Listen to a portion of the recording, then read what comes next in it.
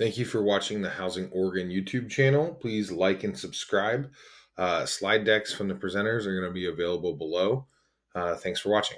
Good afternoon, everybody. We are here to keep you awake after lunch. Fortunately, it's a little bit cooler in this room than it was outside, so welcome. We're just about to get started, and I'm realizing that there's something that we as panelists did not discuss, and that is, as you all in the room may have questions, do we want them to hold their questions until the end, or jump in the middle of the presentation with their questions? If you have a question that comes up, just otherwise we'll have questions at the end. Yeah, sounds great. So we're going to do introductions here first, and to get us started, I am going to pass this off to my name is Travis, and I'm going to pass it off to my colleague Julie. I'm Julie. I work with Travis as another director of real estate at HDC. My name is Nathan Teskey. I'm the executive director of Bienestar. We're a community-based affordable housing organization that operates mostly in Washington County. All right. Welcome to our training. To start off with, we thought we'd take a quick little poll. So owners of affordable housing who have done this a time or two in the past, experienced affordable housing developers. Excellent. How about affordable housing developers who are thinking about doing this for the first time? Excellent. How about board members for organizations doing affordable housing? You might raise your hand multiple times.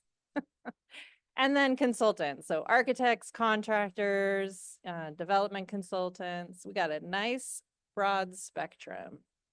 Thank you. This course, just to make sure you're all in where you want to be, is to introduce an organization's board and leadership team to the challenges of developing affordable housing and things to watch out for when doing that work. During our presentation, we will be reviewing the different phases of a development project, the roles the various development team members will play, and the critical role of the board and management team, what a LIHTC, low-income housing tax credit organization structure looks like, and finally, some things to watch out for when the building is complete and you're housing your residents. I wanted to make a note too that this presentation is focused on new construction. Many of the aspects of renovation or acquisition rehab would be similar, but there is another whole layer of complexity that we don't get into. This is our HDC team. So the people you see on the screen is our management team, many of which you will see around here today doing different things. HDC turned 30 last year, and we have helped other organizations build 8,000 units of housing in Oregon and parts of Washington, and 300,000 square feet of community facilities, which is also really important. Travis and I are each a director of a director of an interdisciplinary team made up of finance and construction project managers that work closely with our owners throughout all phases of the project that we will be talking about later. And then Nathan. Oh, great. Yeah, so Bienestar, for those of you who don't know, is a pretty old organization, started in the western part of Washington County with an initial focus on migrant workers and farm worker housing primarily. And we were founded in 1981, as the slide says. We actually now own 14 properties, so this is slightly old. This is just a couple. The last year, we've actually added 2 new properties. HDC helped on one of them. So we have 14 properties, probably serving around 2,300 residents-ish. And the demographic there is probably a little bit less Latinx now. Some of the properties we've come online are a little more diverse than some of our farm worker projects. We have a number of projects that are specifically funded for farm worker housing from the U.S. Department of Agriculture and the State Ag Workforce Housing Tax Credit. And there's our mission statement. And yeah, A little bit more about HDC. I like to describe the work that HDC does as we support our clients who are on the ground doing the work with residents by providing the development services related to working with the architects, the contractors, the bankers, the regulatory agencies, with a language and skills that are specific to development so that the clients can remain focused on doing the hard work, serving the people of their community. We do have, we're about halfway in on our strategic plan, a 5-year strategic plan that includes a strong commitment to equity and learning ways to do our work differently. Quickly about the different departments within HDC. We're going to be talking today a lot about the Development Services Department. That includes project planning, financial structuring, and construction management. We also have a community fund that lends out $3 million to projects to help them with acquisition loans, pre-development loans, and bridge loans. KT is sitting in the back of the room, and I've got to do a shout out for our asset management department. Development, often the bright, shiny object gets a lot of attention, but owning housing can be hard and expensive and is a skill set all into itself. We have a very strong asset management department that helps organizations after we've built the project, make sure that that continues to be an asset through its lifespan. And then we're also out there doing policy and industry support, working with OHCS and different other different funding organizations and getting those policies lined up. Now we'll provide a little more detail regarding the development process itself and the role that the team members play. So just giving a little bit of context for those of you who've done this all before, it's a little bit of a repeat. The feasibility phase is that initial phase in a project when an owner will reach out to us. This is my own personal favorite phase. Our goal is to understand the client's vision and to start to define that as a potential project. To do that, we will identify and start working with an architect and general contractor. We will evaluate the potential site and conduct a number of site due diligence aspects, prepare an initial design and cost estimate, build a project budget, and start to identify those key funding sources that will make that project work. During the pre-development phase, once the source is committed, so we will, in the feasibility phase, we will do that major funding application. Once the source is committed, we get to begin the pre-development phase, where the architects work hard to create their construction documents. You're going to hear a lot of lingo. General contractor will be doing some cost estimating. We'll submit for permit and site review. And financial team will work to secure the loans, negotiate the tax credit investor, and ensure that any grant requirements are met. The culmination of this phase of all this work is referred to as the closing of the construction loan. And throughout this process, there are these key milestones that get referred to throughout any project. With that construction loan in place and the agreement negotiated by the tax credit investor, then we get to start construction and the real fun begins. You'll learn a whole new set of lingo, weekly OACs, pay requests, change orders, will all become part of your daily lexicon as the project moves from 2 dimensions into a structure that we can walk through. Key within that phase, within the construction phase, is to identify 3 to 6 months prior to the end of construction, the project management team should be in place and the project should begin marketing units. Once the project has reached substantial completion, which is a form that is signed by the architect and is has an aspect of city sign-off, at substantial completion, then we shift into the closeout process, where we actively begin leasing up units, start moving folks in.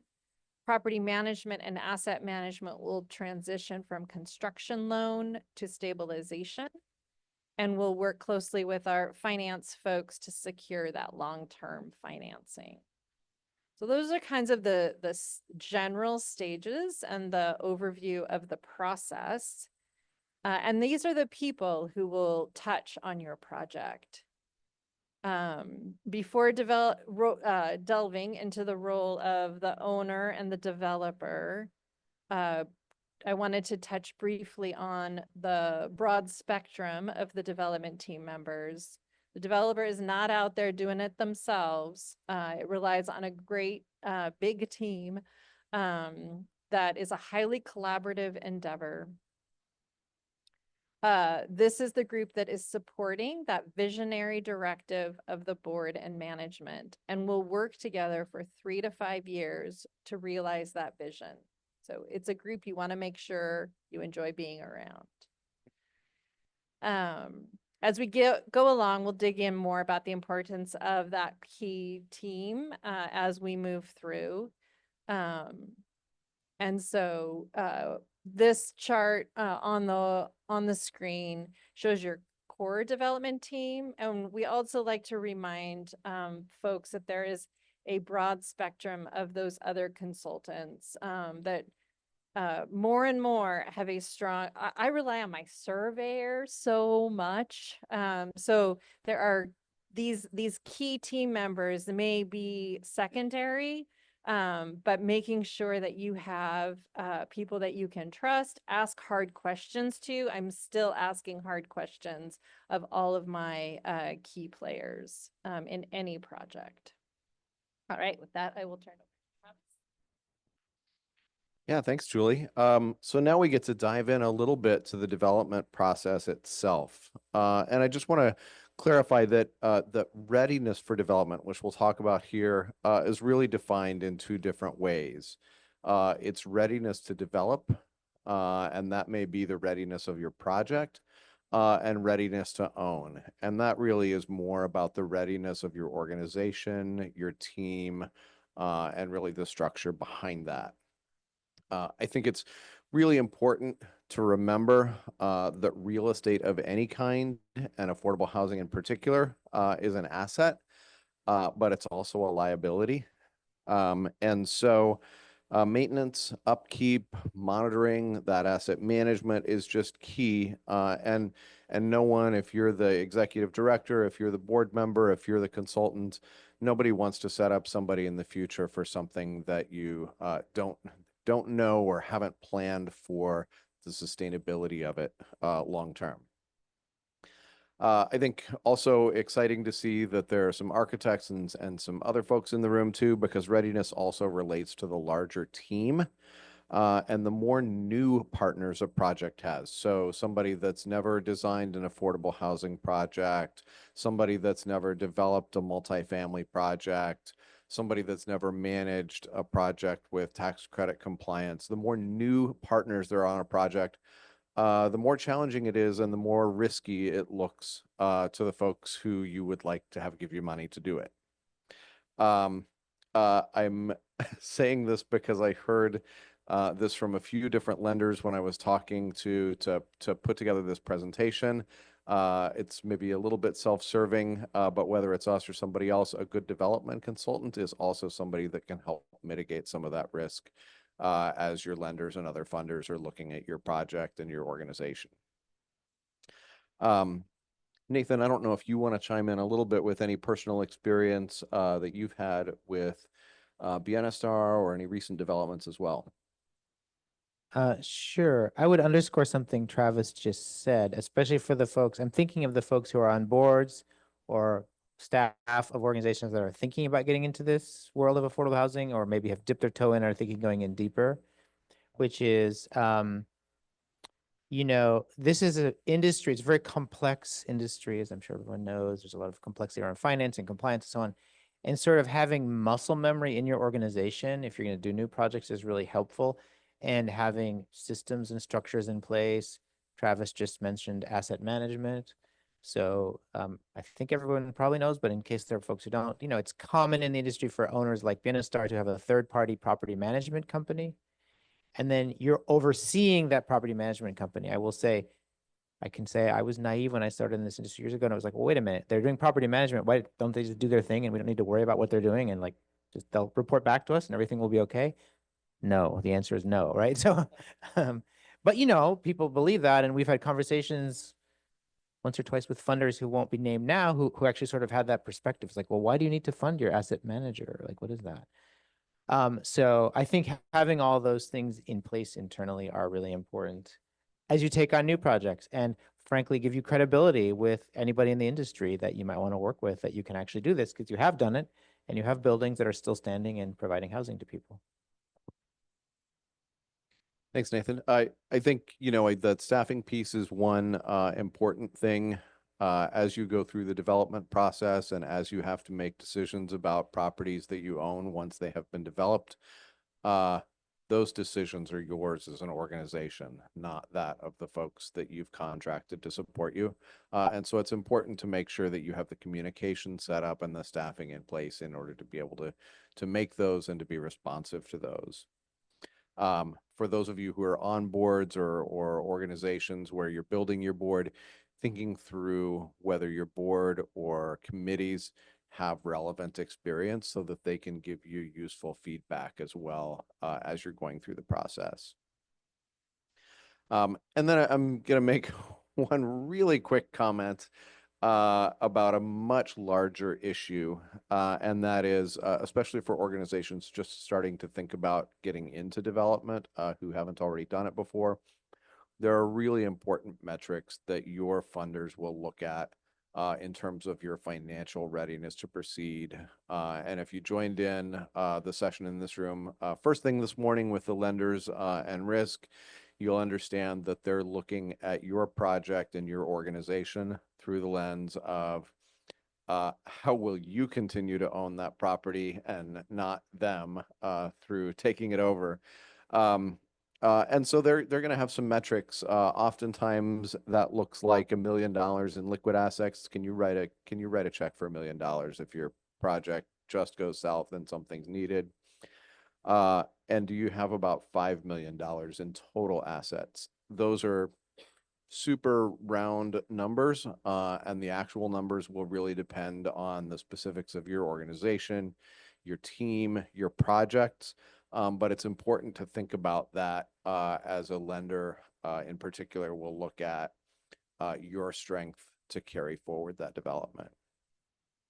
Then I think maybe Nathan, we can get into a little bit. I know a few years ago, Bienestar was at a point where you were evaluating whether you were going to continue as a developing organization, as an organization that did development. What did that look like for you? Yeah. So I've been at Bienestar about 7 years. So I started in 2017. And as Travis said, at the time, the organization was kind of at a pivot point in that a couple of projects had not come to fruition, development projects. Some money was lost. This was a land had been sold still during the Great Recession at a loss. And there were some loans that we were paying off that were for pre-development loans for projects that never happened. So it was this kind of difficult point. The board at the time, many members of the board of directors really wanted the organization to pivot to become a service-oriented organization and sort of eventually, potentially get out of the housing business, or at least being a housing owner. So I came into that situation. There was not a lot of money in the bank. There was a lot of problems in some of our properties. We had not been properly doing asset management. And despite heroic efforts from a lonely staffer who was doing her best. And, there was a real choice there. We were in a different place than somebody who might be coming into this new, because we already owned 509 units of affordable housing. Like, we were owners already, right? So after a couple of months, I had to go to my board and said, look, like it or not, we have these properties. Like, even if we never ever do another renew project again in the future, we can't just ignore the fact that we have these properties. And despite the best efforts of my predecessor, we were unable to sell them to anyone else or get anyone else to take them on. So we had them. And so, so there was kind of this rebuilding mode that the organization went into, which was we have to be careful how we spend our money. We have to build our balance sheet. We have to look at new opportunities. We were fortunate in the sense that housing was suddenly becoming a hot topic in Oregon.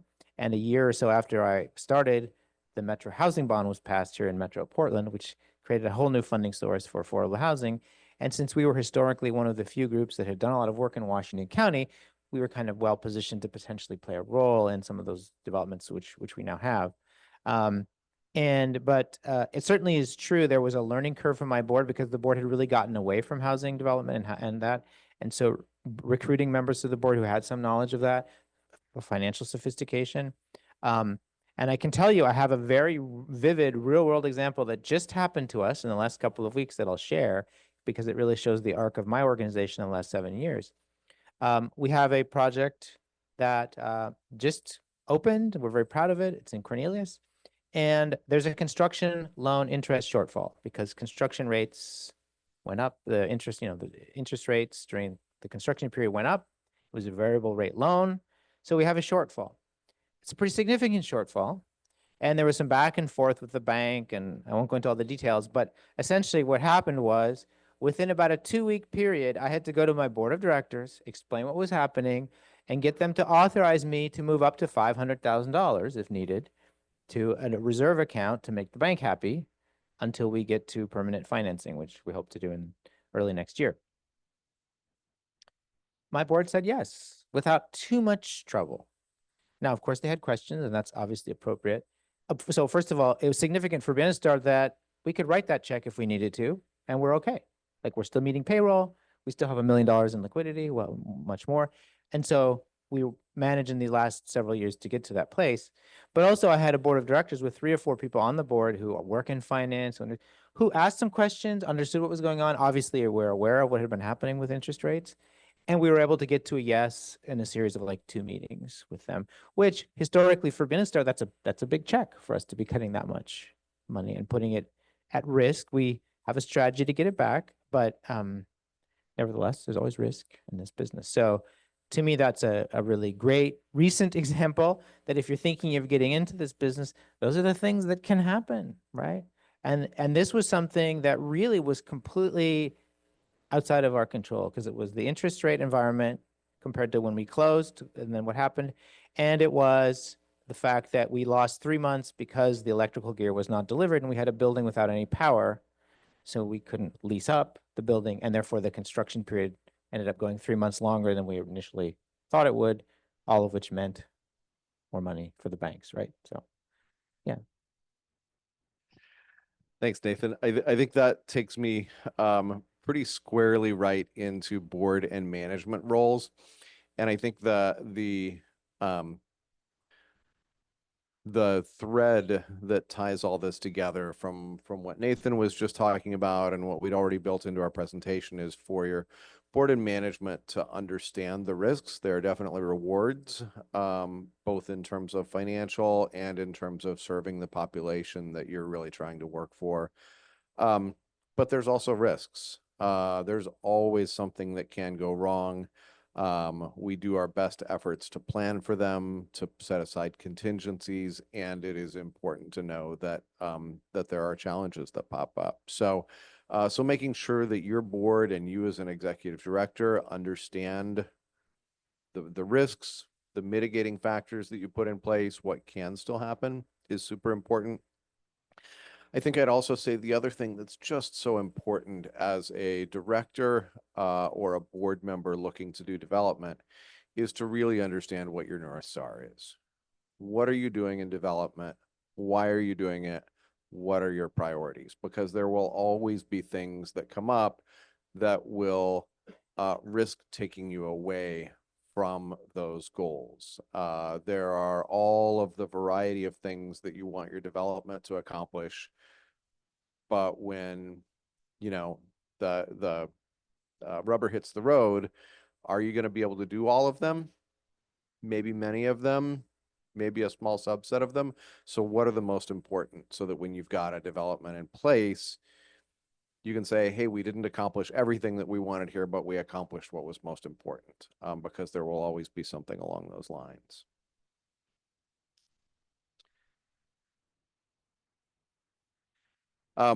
So continuing a little bit more here in terms of the owner role and going back to those phases that Julie talked about. I know that this is a pretty dense slide up here, but it shows many of the roles of an owner who's developing affordable housing and what they're responsible for. HDC as a development consultant comes in to support owners. We add both heads and hands in order to help make that work. But the decisions are ultimately, and the impact of those decisions over the course of decades of ownership are really up to the sponsor organization and the owner. And so I think, just understanding the long-term implications of all of that, not just in, but beyond the development process, is important. Nathan, I know you've had a bunch of conversations with nonprofit groups that haven't necessarily been experienced developers, service providers, and others considering getting into housing. With your knowledge of those risks and the risks that you just shared, long-term compliance, asset management, guarantees. Can you speak to that a little bit? And maybe about, in terms of partnerships, what people should think about, and when a partnership is good and when a partnership maybe isn't the right path? It's a very rich topic, and I could spend a lot of time talking about it. Trying to think about how to sort of summarize this. Yeah, I think it has been common in the last few years. I think partly because in the Portland area of the Metrobond, but also just across the state, the increasing awareness of affordable housing and the need for housing. It has been common in my experience for a nonprofit that knows me or knows Bienestar or has some awareness to sort of call up and say, hey, we're thinking of getting into this. Often they're being invited by a larger partner. So it might be a social service oriented organization that's being invited by a larger, sometimes corporate developer who wants to include them in a proposal. That's I'll just say, if anyone's thinking of that, that can be good, can be bad. There can be a lot of exploitation in that relationship, in my experience, because affordable housing is so complicated. I mean, just to give you a real quick example, I had one organization call me up, and there was, again, no names, right? But a large developer was working on a project and said, hey, we'd love you to join our application, and like, we'll include you in, the application and your name and your logo and everything. And we'll give you a free office in the community room or in the community building. And which, if you know this, like, that's nothing, right? That's like literally this large organization leveraging the name of a local organization, potentially for millions and millions of dollars. But, this group didn't know. They're just like, is that true? Can we really get a free office? And I was like, just let me tell you what's going on here. Like, why are they doing this, right? And why do they want your name and the trust that you have built up over years in your community? Like, there's a bit of a game going on there, so be careful.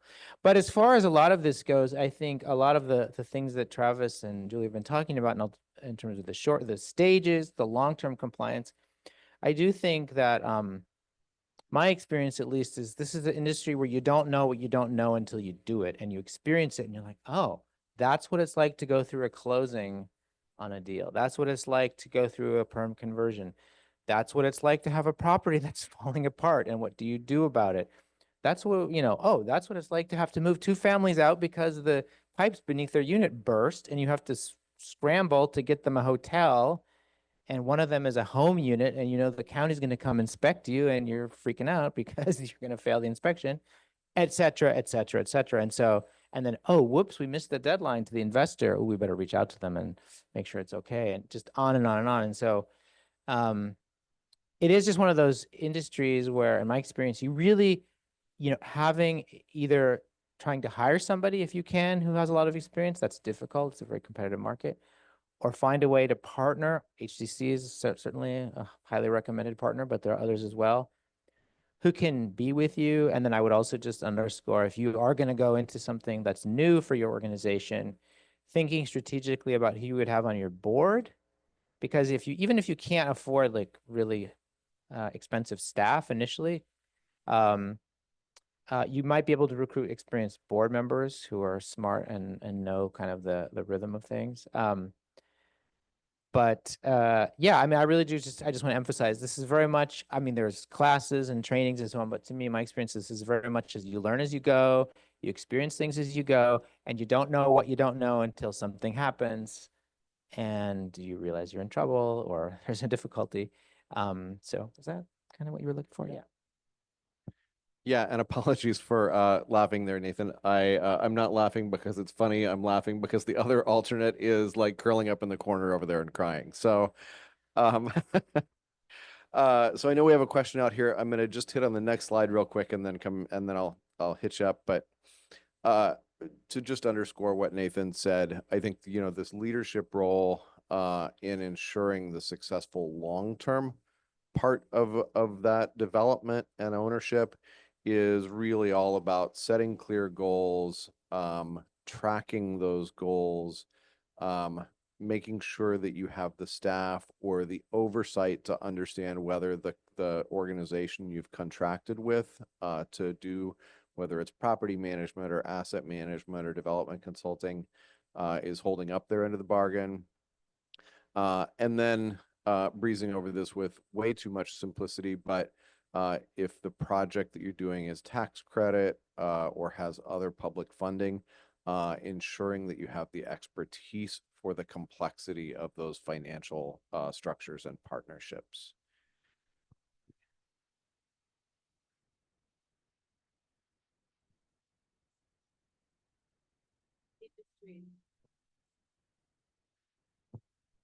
Thanks. If you're composing the perfect board, which industries would you have represented? And maybe how many people on the board from each industry? So as I'm walking back up to the stage, and I'm really curious as to Nathan's answer to this, I will say a perfect board doesn't exist. Because it's a mix of, you know, as you folks working to build boards understand, there's this tension between having a board that's large enough to have all the expertise that you want to have and a board that's small enough to be nimble and productive. What I would say is ask partners that you're working with who needs to be in the room if you don't already know what that expertise is. Also know that it doesn't necessarily need to be one person who's there. Maybe it can be somebody that has a network that they can go to and or understands different parts of the industry, even if that isn't their primary focus. So perhaps someone who works in construction but has done a lot of affordable housing development expertise, or a lender who works with a number of organizations that do development or provide services for affordable housing or something like that. Yeah, I can speak a little to our experience. I agree. There's no perfect board. There's so many things you could try to do in the composition of your board. For groups like ours that are community-based and that are CHODOs or community housing development organizations, we have a commitment to having 1/3 of our board come from low-income communities. We have residents on our board. All of our board meetings are conducted bilingually in English and Spanish. And so we're balancing all these different things, right, where we want to make sure everyone on the board understands and can follow along, but yet also have expertise. There have been certainly moments where I wished we had certain kinds of skill sets on our board that we didn't, and we've had others that do. I think, in my personal opinion, probably the one thing you really would want to have on a new board, if it was an organization considering getting into this, is somebody with finance and banking background and knowledge. Like if you could only have one thing, let's just say, right? To me, that would probably be the most important thing. There are a lot of other things that would be great to also have, but you're just putting at risk so much. There's so many different financial mechanisms. I will also just say that, especially thinking of the scenario where it's like a social service organization moving into real estate and development, you're also going to get into GAAP accounting and accrual versus cash accounting. And accrual accounting is not intuitive to a lot of people. And so having somebody on your board who can understand, because suddenly you're going to start doing all kinds of things on your books that are not going to be super intuitive to your average board member about like, wait, why, why does it look like that? It looks like we had a loss this year. No, it looks like we got a huge grant from OHCS. It looks like you made $5 million. No, we put that all into the property, right? It's actually not our money. It's just, it came through us and it went into the property. Anyway, this is just idiosyncratic for us. What's one skill set on the board that was very helpful is we had a guy who had recently retired as a lawyer. So he was retired and he was a lawyer. And he helped us restructure a lot of our board policies. We actually rewrote our bylaws. We did a number of things, and having someone with his background on the board was really helpful. The fact that he was retired was also very helpful. I can't lie, because he actually had time and interest to spend on the organization. You know, and then I know there are organizations that have really niche areas of expertise. So if you get somebody who knows finance and knows specifically affordable housing finance, well, that's better. But like in my case, I have a guy who's a banker, and we had this conversation about the construction interest shortfall. Even though he's not an affordable housing guy, like he understood it. Like he understood why it was happening, and he understood what was going on with interest rates, and it wasn't like a shocking topic to him, right? I don't know. Yeah, I think the one last thing that I would add to that is it doesn't have to, you don't have to have everybody on your board either. I think to what Nathan said, having a couple folks with some core expertise is really important, but also relationships, being able to bring in someone to speak to your board about what do you need to know about this may also help to meet some of that need. From there, I'm going to hand it back to Julie with the note that we've probably spent a little bit more time on that than we'd allocated, so we might move a little more quickly through the next couple slides, which we actually did talk about a little bit already. Excellent. You just said something that just triggered something in my head to say, but oh, I know. The board makeup is very important. It also comes back to that team, the chart that I had with the collaborative nature of that team. We and our owners learn a lot from our legal, like the paid legal advice, like getting a team put together that you trust. And again, you can ask those hard questions. You will not avoid all of the project snafus, because there's always a new surprise, but having a team that you can rely on and you can problem solve with, I think also is key to meeting those needs. So going back through the phases again, with each phase, there is a different level of risk in terms of time and money. And so in the feasibility phase, your investment is lower. You're testing certain things out at the property. The money that you're putting in isn't great. But if you don't do that due diligence in that first phase, then it affects all the other phases.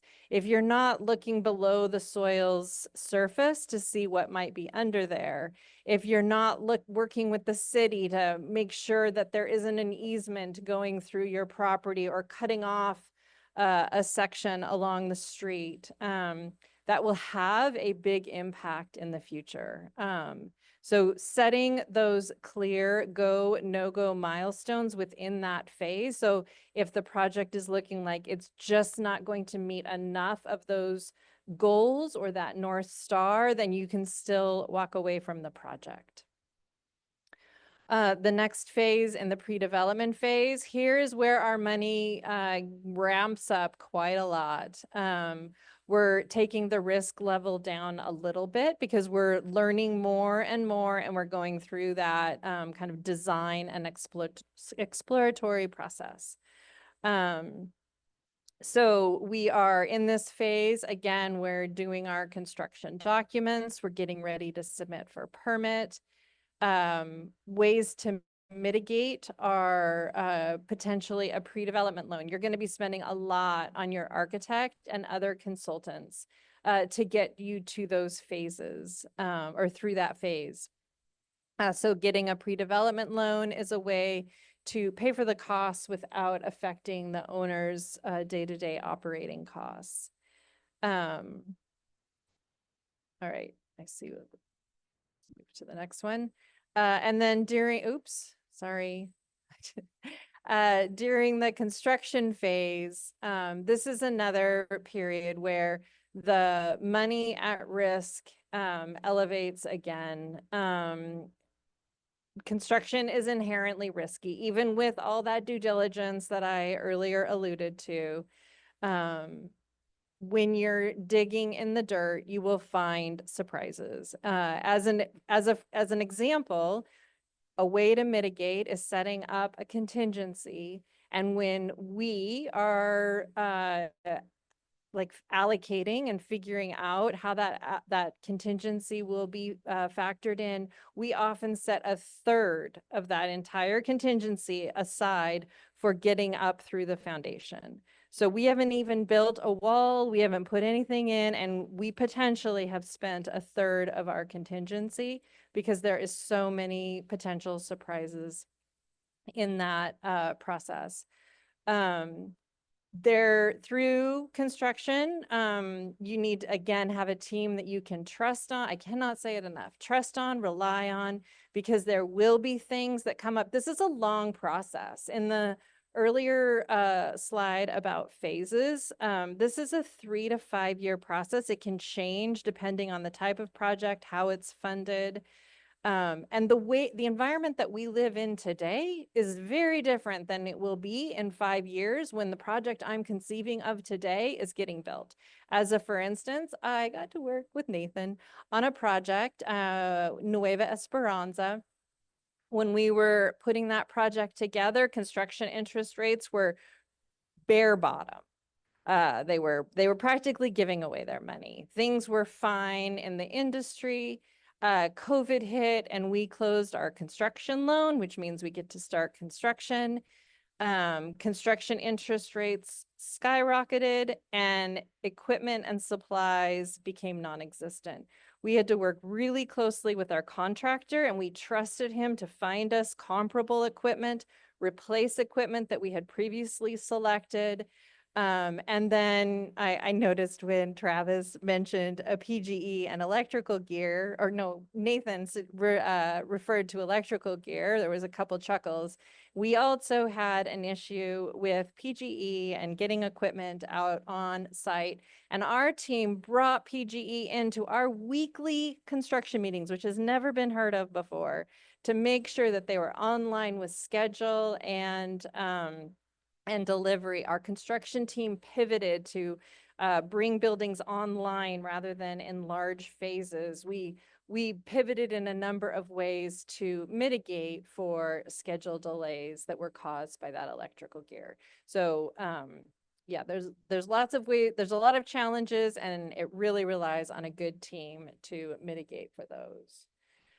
And then during lease up and closeout, I would say one of the key ways to mitigate for this phase is, again, to bring that property management team and asset management team on board before construction is done, to understand the project, understand the requirements, start marketing for the units in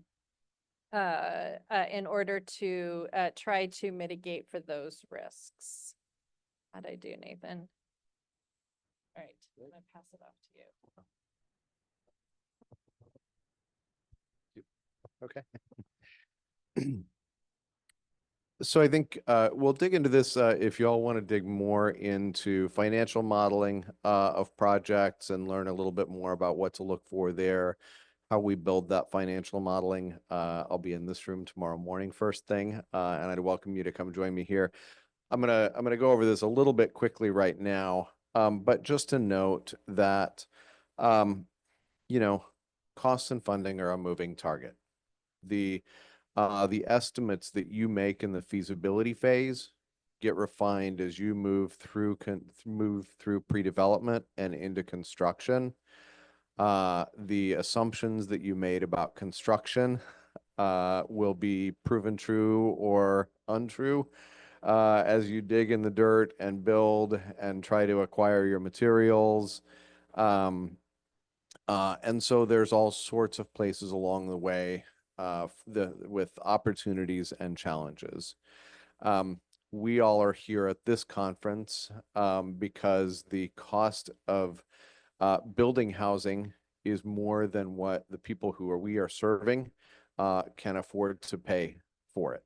And so what the whole point of the work of affordable housing development is figuring out how to bridge that gap. How do we pay for a project to construct it and operate it and still be able to do so in a way that the folks who we are serving can afford to live there and meet the other basic needs of their life.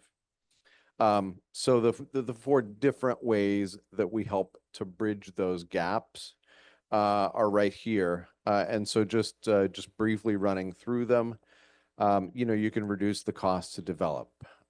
We can perhaps consider less expensive construction costs. We can value engineer our project. We can find free or discounted land, maybe even get some incentives from our local jurisdiction that help bring down some of those costs. All of that probably comes with hoops from your local jurisdiction, not wanting to build something cheaply and then have something that is going to cost you more in the long run. So there's trade-offs to all of these that are really important to consider. But that's one way of helping to bridge that gap. And sometimes it may be all of these plus some other things. We can look at reducing the cost to finance it.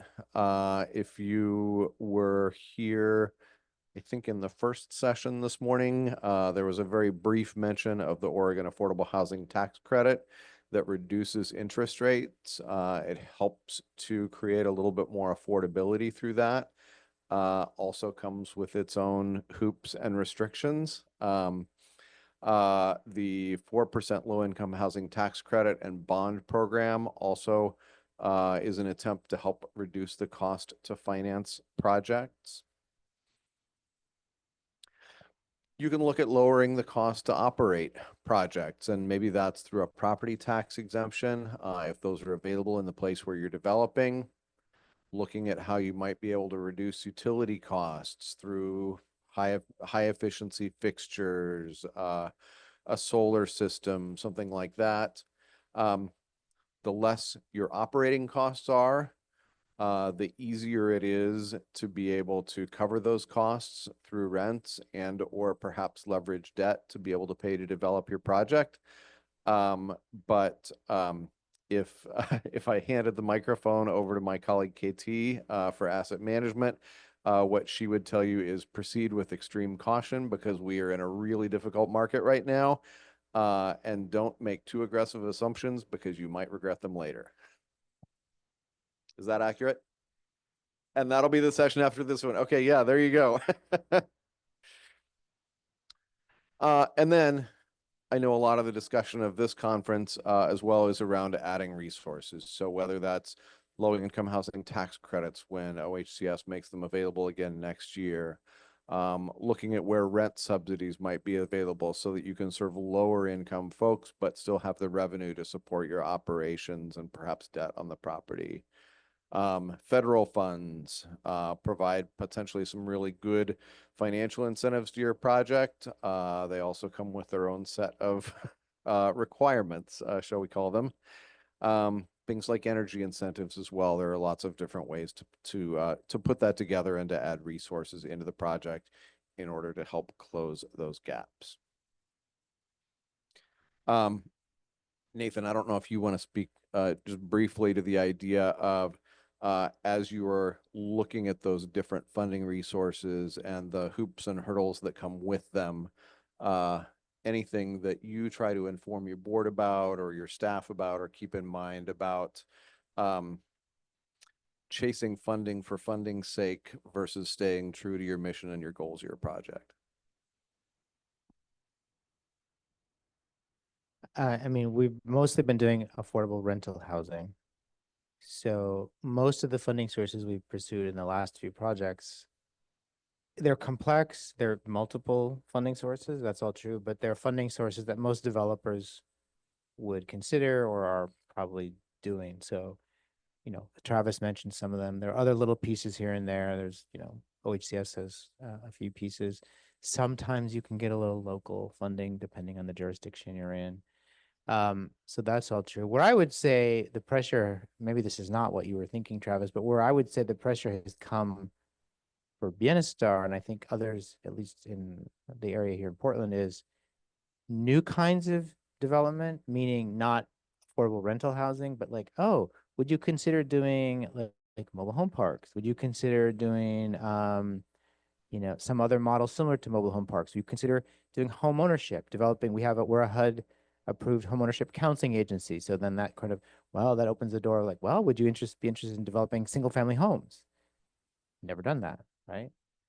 So we haven't done those things for the most part, but there's people circling around at this conference and elsewhere, that want to talk about like, oh, what about this? And, it can sound really exciting and, it's kind of cool. And then, but, I would just say, to go back to your question, it's like, at some point we might go for one of those new ventures, but we'd want to really understand what we're getting into, knowing that it's a totally different financing structure. And, the next new thing isn't always the best thing for your organization. I think that's perfect. Thanks, Nathan. So we're going to talk a little bit about ownership here, and I'm going to go down into the weeds to start, and then I'm going to come back up a little bit. Thinking about ownership, and so if you or your organization have not previously done a project utilizing low-income housing tax credits, I think there are some important complexities that are really critical for you to understand and be aware of. And I'm going to use this slide here in the ownership structure up here a little bit to describe how I believe low-income housing tax credit partnerships are different than just going out and getting money for development. Because in the case, the bank is always going to own your project for a certain period of time, or you're going to be beholden to the requirements of the public funding that you've gotten. And so it's rarely all yours. But using the analogy of going out and getting a car loan to buy a car versus going out and getting a lease to have a car is what I'd use in the case of this tax credit ownership structure. Your tax credit investor, the entity that purchases those tax credits from the State Housing Finance Agency in exchange for a reduction of their corporate income taxes, they are the 99% owner of your property for the 15 years of their tax credit period. You, as the general partner or the sponsor, you're the 1% owner. So using this car purchase versus lease analogy, when you purchase a car, the bank has the title until you've paid it off, but you pretty much get to do what you want with the car. And as long as you keep making the payments and meet their requirements, they really don't pay attention to what's going on with your car. In the case of a lease or in the case of a tax credit partnership, there's a lot of work that's done on the front end of that financial transaction that's going to describe how many miles you put on the car, what condition you return it in, and what the value is at the end of the lease period.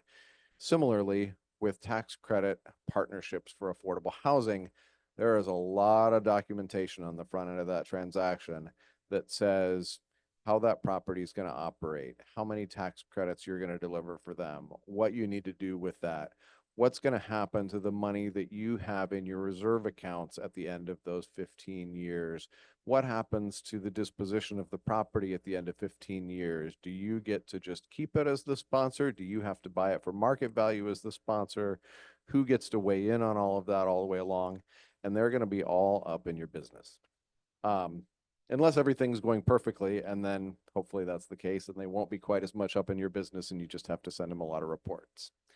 But I think it's really, and I don't say that to specifically to frighten you, but to be really honest about the fact that a tax credit partnership in order to develop affordable housing really comes with some different complexities, both from that ownership and reporting and expectation stage, and also some accounting details, alluding to what Nathan mentioned a little bit earlier.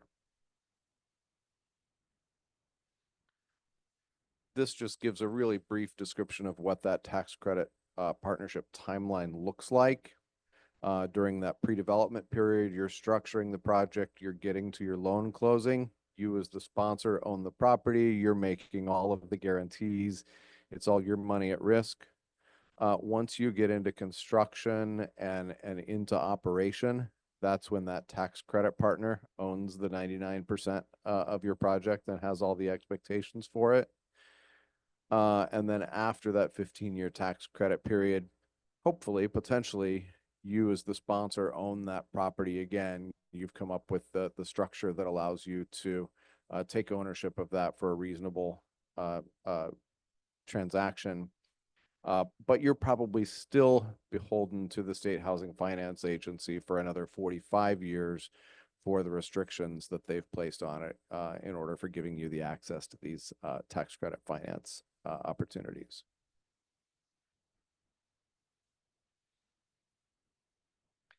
And so then once it's developed and once you get into operation, this is when, this is not the only time that asset management is important, but this is when asset management really gets even more involved. We've talked a little bit about it through pre-development, talking a little bit about what your asset manager, whether in-house or contracted, does. But it's making sure that that property management agreement you put in place before you started develop works, helping inform the expenses and making sure that the projections that you've developed with make sense. In construction, they're giving you feedback that the decisions that you're making actually work for the residents and are ones that can be maintained. And in lease up, they're really making sure that all that goes smoothly, helping you figure out what needs to be done when it doesn't, and making sure that they understand all of the compliance details for the long-term operation of the property.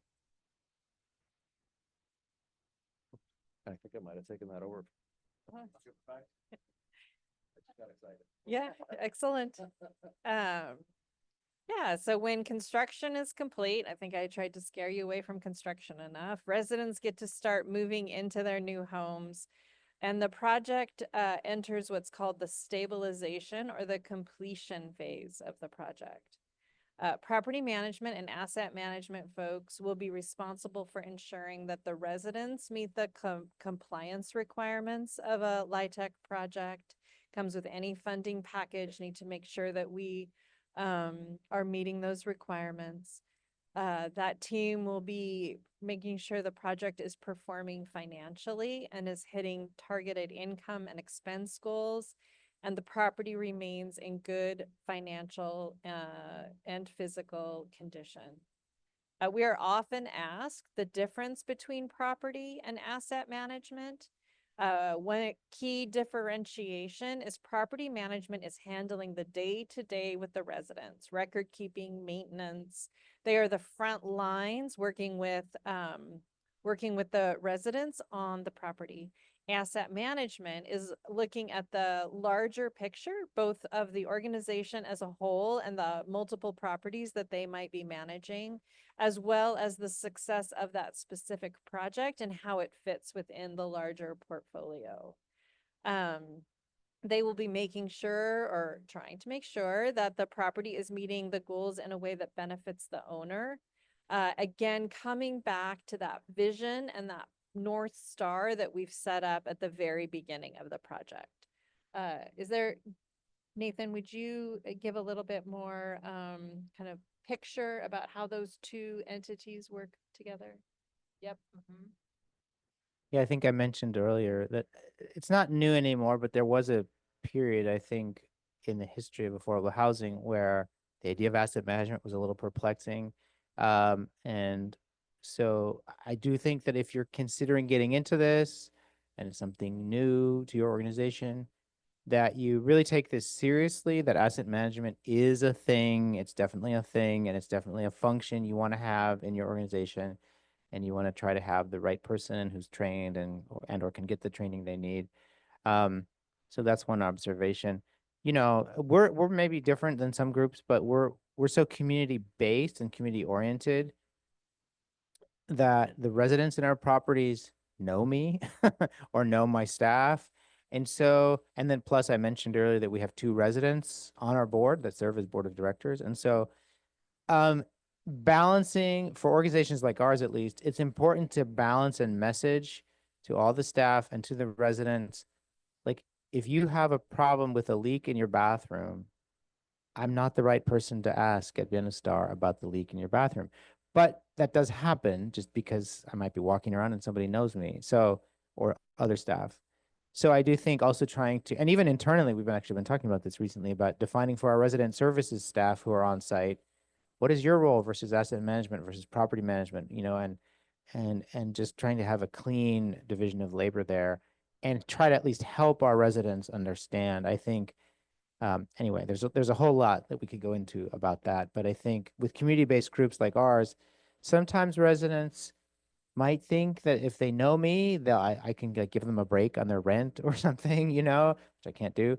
And so anyway, that, you know, that's the good and the bad of being in the community. But so anyway, I think I've said something. It's like, you know, it's an important function, and you want to have a clean set of responsibilities that is distinguished from property management and other functions in the organization. So.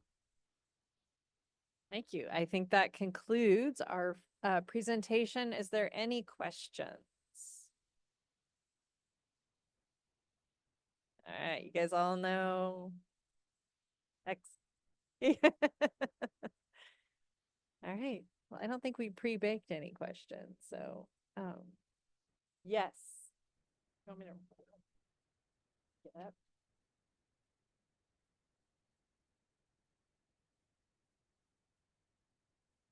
Thank you. Hi, my name's Jessica, and I'm helping to form a new land trust in Ashland, Oregon. And so we're brand new. And I noticed, you know, at the very beginning, you talk about how lenders are thinking about liability and who they want to lend to. And you mentioned liquidity, $1 million in liquidity and $5 million in other assets. And I'm wondering, how does a new organization do that?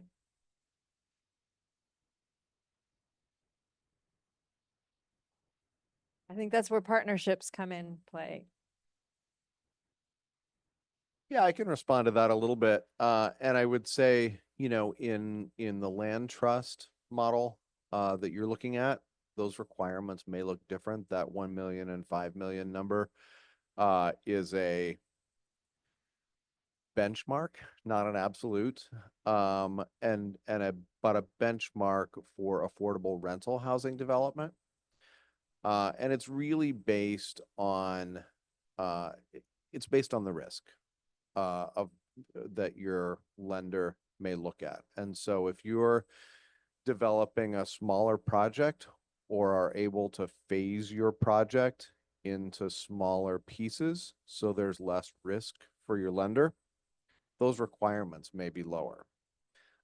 If you are working with a partner who is willing to take on some of that risk, and your lender has confidence in that partner, that may make the difference for you.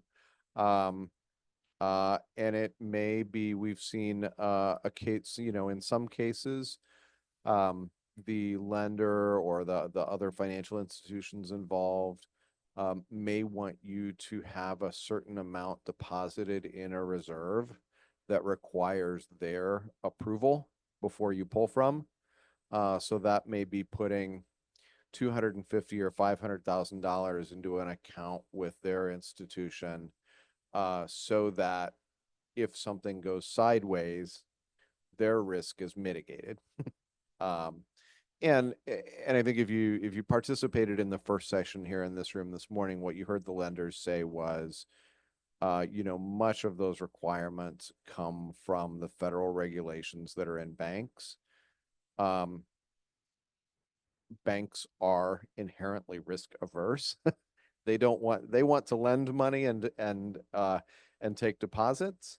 they don't want to own real estate. And so they're also looking at it from that standpoint of, if something goes not how we expected, what is in place so that we, the financial institution, aren't all of a sudden an owner of a project that we're not positioned to operate.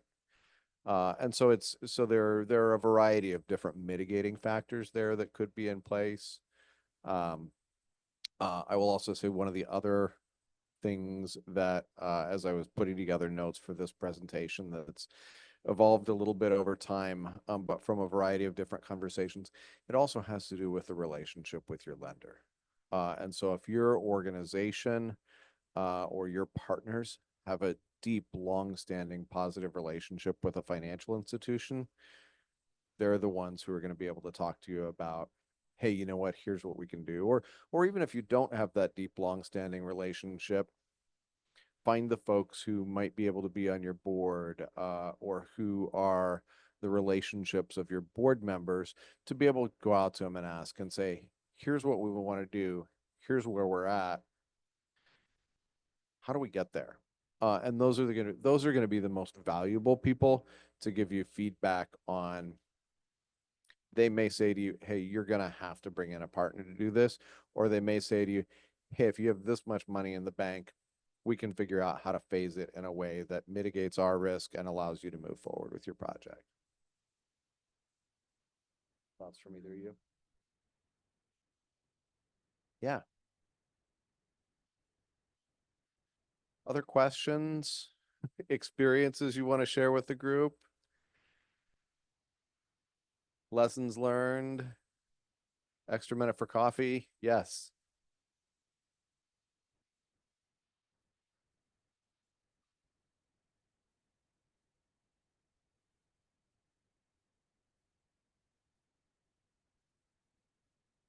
Yeah, so the question is, in terms of board oversight of asset management, what's needed or what's recommended? Did I rephrase that accurately?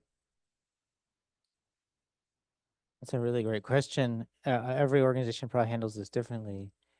For an organization like ours, before COVID, we had a really good housing committee with board members and a couple of non-board members who were serving on our committee with lots of knowledge and expertise in the field. And they were reviewing like property financials and understanding our plan.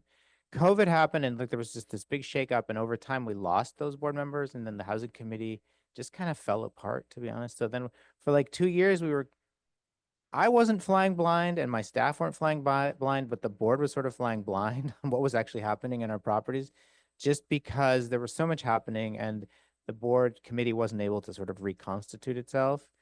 We're just now sort of starting to rebuild that committee. It has made me uncomfortable as a director, because if something goes really sideways at a property, and it'll just come out of the blue to the board. It's like, wait, what's going on? This property's falling apart, and if something really serious is happening, I'll bring it to the full board, right? But so I don't know if I'm answering your question. I'm just saying, like, we're, as an organization, we're finally getting back to that, and we're going to have a structure now where there's a dashboard. I mean, obviously, for a lot of board members, they don't want to read all of the property financials, or just even the financials of the organization. But having a dashboard, I'm sure many of you have seen these. It's just like a summary thing, like, what is the debt coverage ratio? Is that being met? What are the operating expenses? What is the year to date? Is it more or less on track based on what was budgeted? Those sorts of things. But yeah, I don't know. I mean, then having people with expertise obviously is very helpful, so that they can meaningfully participate in that and be a thought partner, because that's what we used to have 4 or 5 years ago. Was like, I could actually go into that committee and say, like, we have a dilemma on this property. There's a couple of different ideas we're kicking around. What do you think? What are some strategies? We had a guy who had worked in a property management company for a long time, so he had a lot of expertise. So anyway, I don't think I've completely answered the question, but. I can add to that a little bit too. And I'd say, there are a couple things there. Is, your board members are the fiduciary, are the stewards of your organization, from a fiduciary standpoint and otherwise.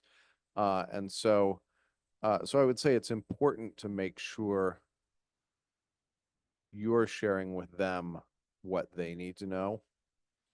And I think, and I think to the point of what Nathan was saying here as well, to put it in different words, I don't think I'm saying anything differently than Nathan is.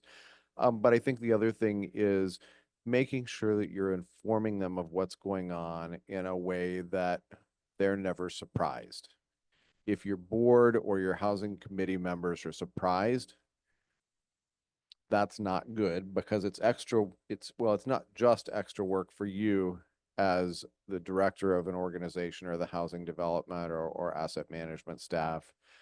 But it's also more challenging for you as an organization if somebody's surprised, because then you have to be reactionary rather than planful.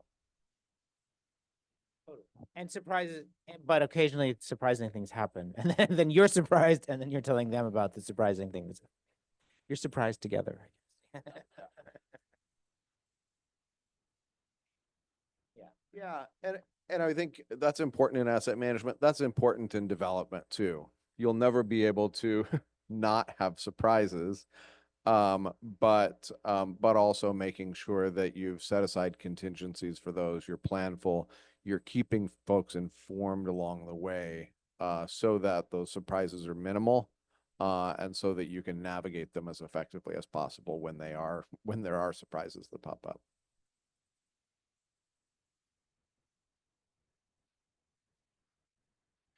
Super. Well, I want to thank you all for being here. Thank you for supporting Housing Oregon too. And just happy you chose to spend a little bit of time with us this afternoon.